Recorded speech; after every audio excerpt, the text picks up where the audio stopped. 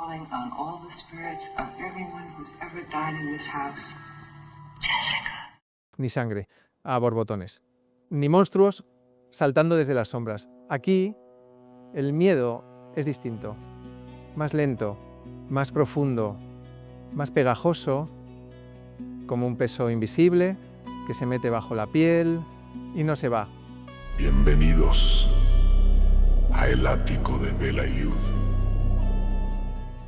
Let's Scare Jessica to Death, estrenada en 1971, dirigida por John D. Hancock.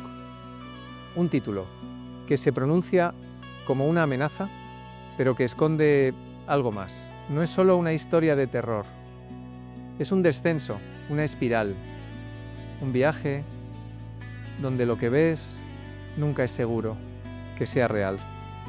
Jessica acaba de salir de un hospital psiquiátrico. No sabemos por qué estuvo allí. Ese silencio en su pasado es la primera grieta. Vuelve con su marido Duncan y con su amigo Woody.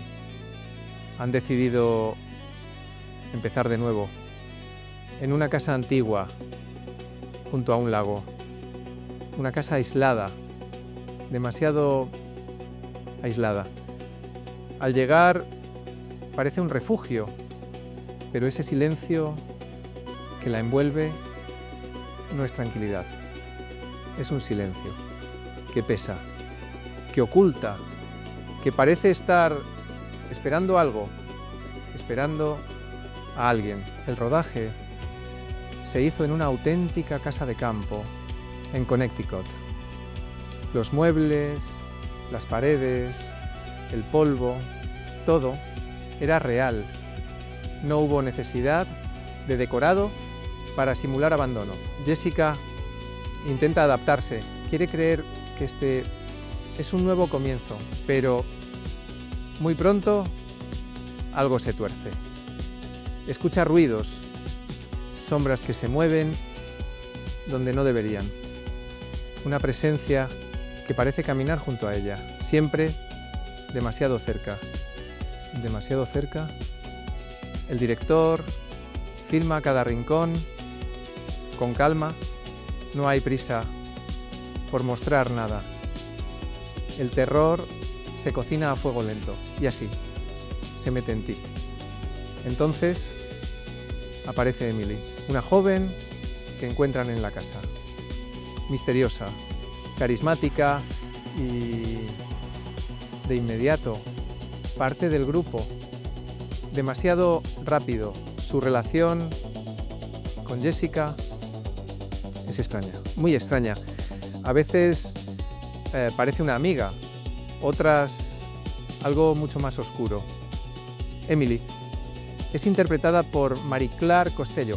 Su presencia es hipnótica y hay algo en su mirada que nunca termina de encajar. El lago se convierte en un personaje más, un espejo perfecto.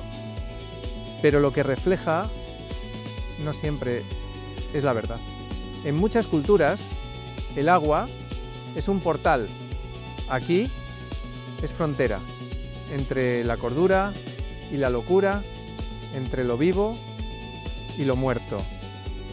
La idea original de la historia venía de un guión llamado It Drinks Hippie Blood, inspirado en leyendas de vampiros, pero Hancock cambió el enfoque.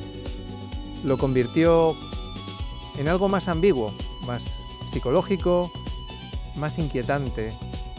La película se rodó con muy poco presupuesto. Esto obligó a soluciones creativas. Planos largos, luz natural, silencios muy calculados. Zora Lampert, que interpreta a Jessica, aportó algo único. Improvisó muchas de sus pausas. Hablaba en susurros, dejaba frases colgando y esa forma de actuar hace que nunca sepas si estás viendo a una mujer al borde de la locura o a alguien que realmente ve algo que los demás no pueden.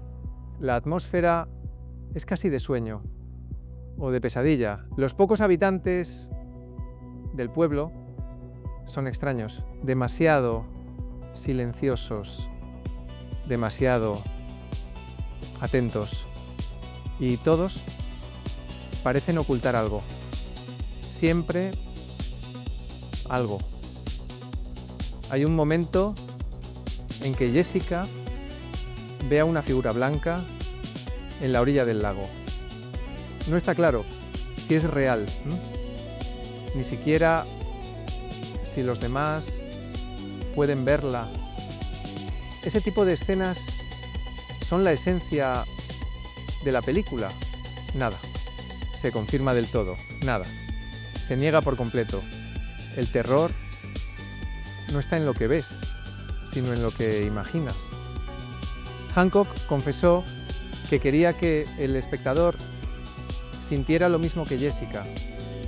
Esa duda constante, esa tensión que no se libera. La música, compuesta por Orville Stover, es minimalista. Cuerdas suaves, ecos lejanos, pequeños golpes de sonido que aparecen y desaparecen. La banda sonora no busca guiarte, busca desorientarte. En su estreno, la película pasó casi desapercibida. La crítica no sabía cómo clasificarla. No era terror convencional.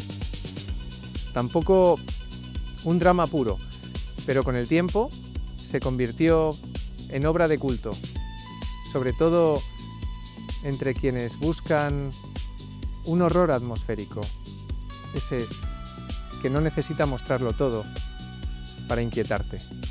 Algunos ven en la historia una metáfora de la enfermedad mental, otros un relato de vampiros camuflado y otros un cuento gótico trasladado a los años 70. Quizá sea todo eso a la vez. La tensión va creciendo poco a poco, escena tras escena, una sombra entre los árboles, un rostro en una ventana, un movimiento bajo el agua, pequeñas sacudidas que te recuerdan que algo está mal. El diseño sonoro es crucial. El agua del lago fue manipulada para incluir frecuencias bajas. No las percibes conscientemente, pero tu cuerpo sí. Y esa incomodidad se queda. Cuando llega el final, no hay respuestas. No hay un clímax de gritos y sangre, solo silencio. Y la certeza de que lo que acecha a Jessica sigue ahí. No importa. Si lo crees real, no importa. Si lo crees fruto de su mente, está ahí, esperando, observando, incluso ahora. ¿Estaba Jessica condenada desde el principio o pudo haberse salvado? Tú decides, pero si quieres seguir explorando este tipo de terror, ese que se mueve despacio, que se esconde en los márgenes, en el canal hay más historias y en la próxima, lo invisible será lo más peligroso.